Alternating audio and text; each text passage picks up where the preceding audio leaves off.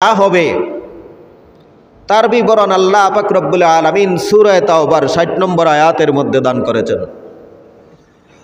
আউযু বিল্লাহি মিনাশ শাইতানির রাজীম।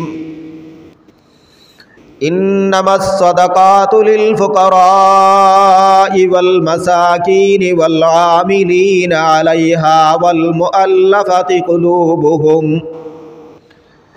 والمؤلفة قلوبهم وفي الرقاب والغارمين وفي سبيل الله وابن السبيل فريضة من الله والله عليم حكيم। আল্লাহ বলেন 8 দল মানুষদেরকে আপনি যাকাত দিতে পারবেন। কয় দল? 8 প্রকার লোকদেরকে আপনি যাকাত দিতে পারবেন। 1 নম্বরে ফকির, যার কিছুই নাই, নিঃস্ব, আজ যদি কিছু পায় তাহলে খাইবে, তাছাড়া সঞ্চিত কোনো সম্পদ নাই। আমরা যাদেরকে ফকির ভিক্ষুক বলে থাকি, প্রতিদিন তার নিজের পেটের ফিকিরের মধ্যে থাকে, ওই ব্যক্তি, তাকে যাকাত দিবেন। 2 নম্বরের ব্যক্তি হলো মিসকিন,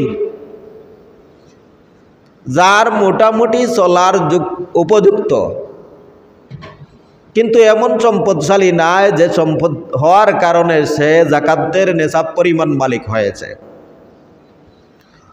মনে করেন 52.5 তোলা রূপা, 15 থেকে 1600 রূপার তুলার দাম,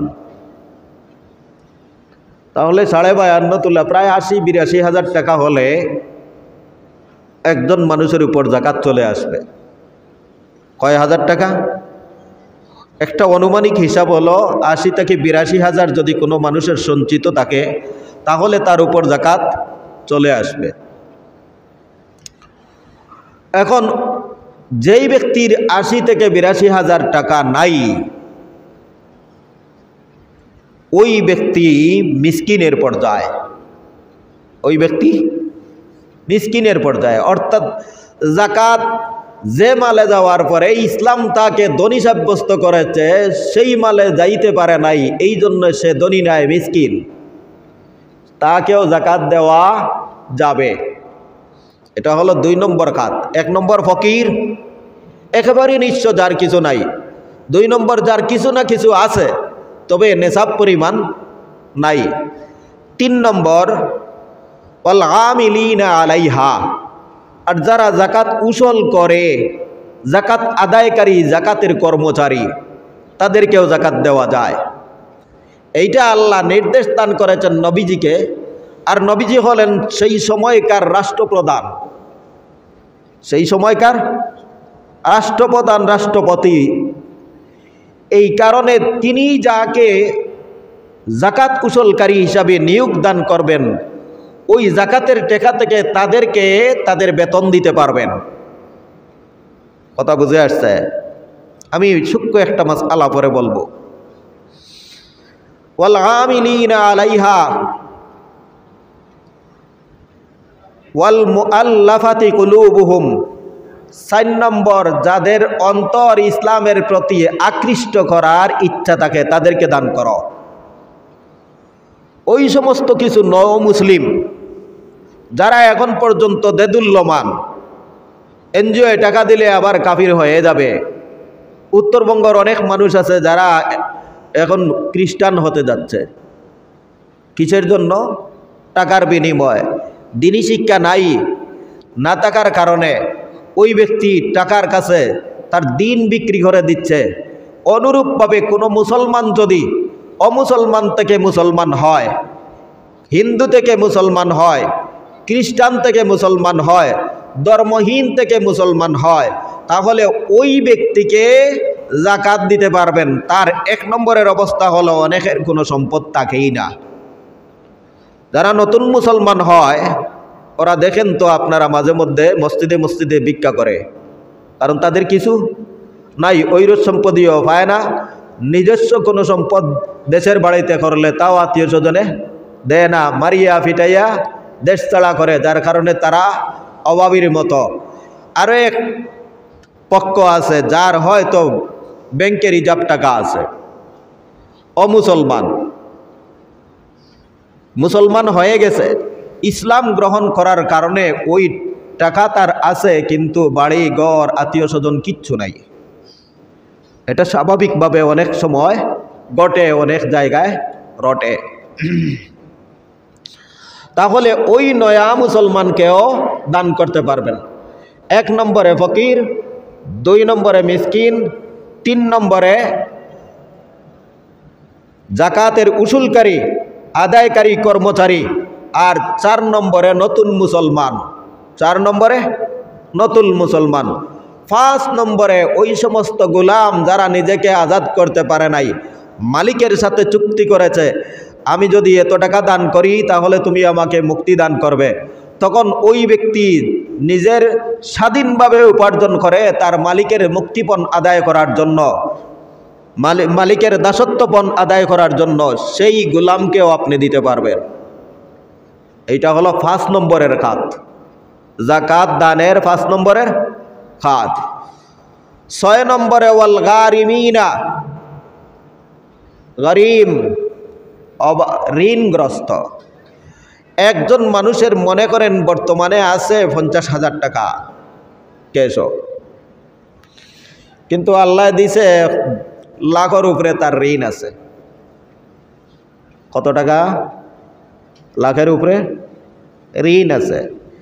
তাহলে ওই ব্যক্তি তার ঋণ পরিশোধ করার পরেও আবার ঋণগ্রস্ত থাকবে।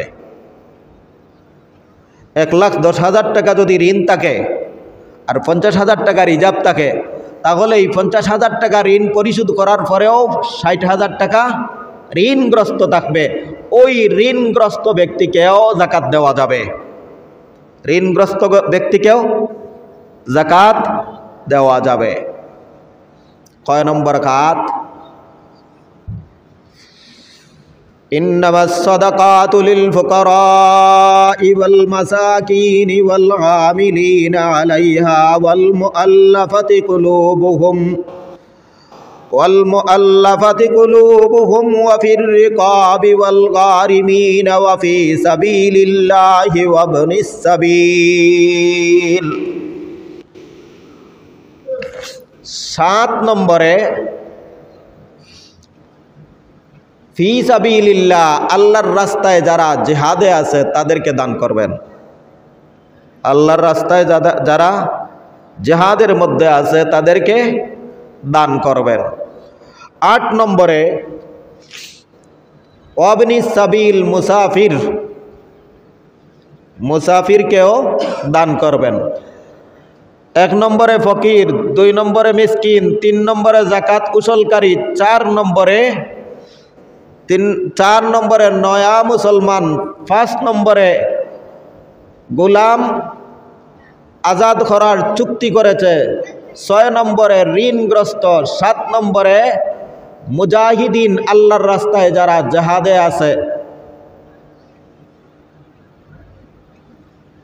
5 নম্বরে গোলাম, চুক্তিবদ্ধ গোলাম, 6 নম্বরে ঋণগ্রস্ত, 7 নম্বরে আল্লাহর রাস্তায় যারা জিহাদ করে, আর 8 নম্বরে হলো মুসাফির। কোনো একজন মুসাফিরের বাড়িতে সম্পদ আছে ঠিকই, কিন্তু ওই ব্যক্তি সফরে থাকার কারণে উনি এক ধরনের নিঃস্ব, ওই ব্যক্তিকেও যাকাত দিতে পারবেন। তবে বর্তমান সময়ে আমি আপনাদের কাছে একটু আবেদন রাখব মুসাফিরকে দান করার জন্য। মুসাফির তো প্রায় 88 কিলোমিটার দূরত্বে চলে গেলে 15 দিনের ঊর্ধ্বে থাকার যদি ইচ্ছা করে, 15 দিনের কম যদি থাকার ইচ্ছা করে, তাহলে ওই ব্যক্তি হলো মুসাফির। 15 দিনের কম এক জায়গার মধ্যে থাকার যদি ইচ্ছা করে, তাহলে ওই ব্যক্তি কত কিলোমিটার? 88 কিলোমিটার দূরে যদি যায় কোনো কাজের জন্য, এই 12 দিন 13 দিন 3 দিন 5 দিন যাই থাকবে, সে মুসাফির। সে কি থাকবে? মুসাফির অবস্থায় থাকবে। তাকে যাকাতের টাকা দেওয়া যাবে। আগেকার যুগের মাসআলা আর বর্তমান যুগের মাসআলা একটু ব্যবধান আছে।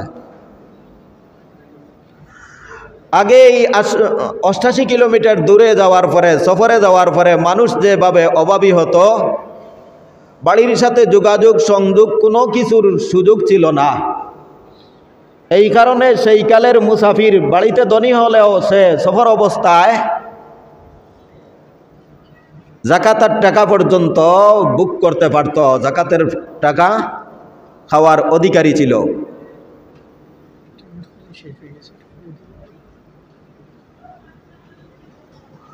মসজিদের টাঙ্কিত পানি নাই, আপনারা নিজ নিজ দায়িত্বে ওযু করে চলে আসবেন।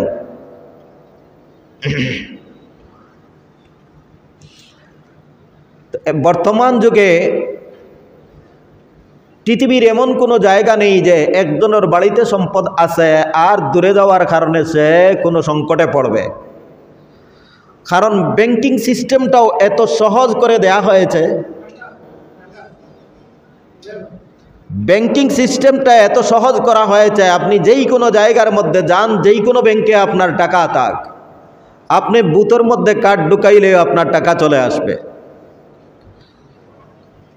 যে কোনো ব্যাংক, যে কোনো ব্যাংকের বুথে গেলে আপনার অন্য ব্যাংকও থাকলেও ট্রান্সফার করিয়া কার্ডের মাধ্যমে টাকা উঠানো যায়।